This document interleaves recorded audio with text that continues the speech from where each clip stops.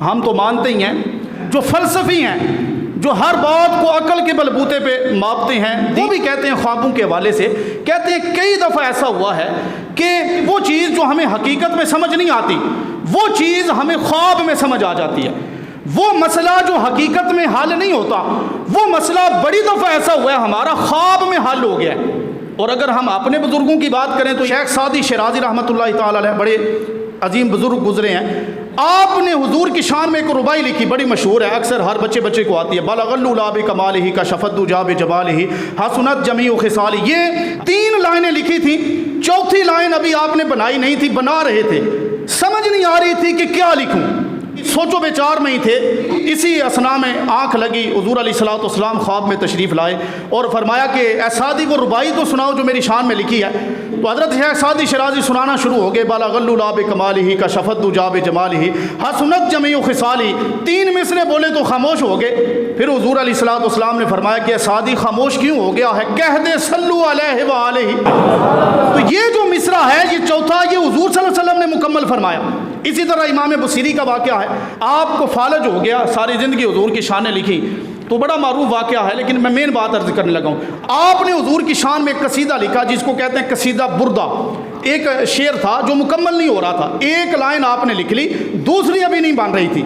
اسی اثنا میں مقدر جاگا، خواب میں حضور علیہ الصلوۃ والسلام تشریف لائے، فالج تھا، حضور علیہ الصلوۃ والسلام نے اپنا دست شفقت پھیرا، بیماری سے بھی شفا عطا فرمائی، اور اپنی کملی، اپنی چادر بھی حضرت امام بصیری کو عطا فرمائی۔ تو چادر کو چونکہ بردہ کہتے ہیں، اس لیے اس قصیدے کا نام ہی قصیدہ بردہ پڑ گیا، چادر والا قصیدہ۔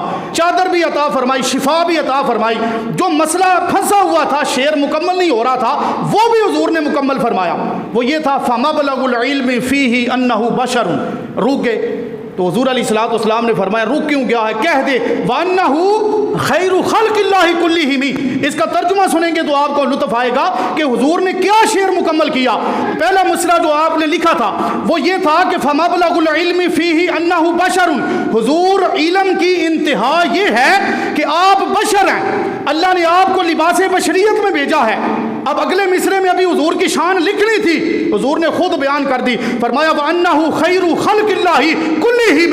اے بصیری یہ تو زمانے کو بتا دیا ہے کہ میں بشر ہوں، اب زمانے کو یہ بھی بتا دے کہ اللہ نے مجھے بشر تو بنایا ہے، لیکن ساری کائنات میں افضل بشر اللہ نے مجھے بنایا ہے۔ وَأَنَّهُ خَيْرُ خَلْقِ اللَّهِ كُلِّهِمْ۔ آپ کو سمجھ آ رہی ہے نا جملے کی، خیر خلق اللہ کلہم۔ صائم چشتی برہوم نے کہا تھا کہ تو شاہ خوباں، تو جانے جانا ہے، چہرہ ام الکتاب تیرا، نہ بن سکا ہے نہ بن سکے گا، مثال تیری جواب تیرا۔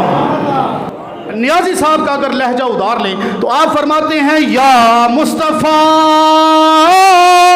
خیر الورا، آقا تیرے جیا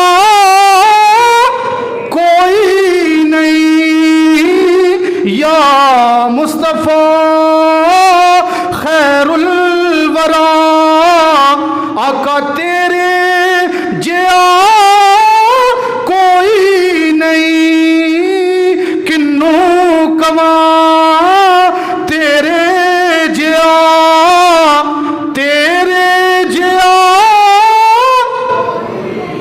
اور اگلا شعر بڑا کمال کا، تیرے جیا سونا نبی لباں تے تاں جے ہووے کوئی، تیرے جیا سونا نبی لباں تے تاں جے ہووے کوئی، تیرے جیا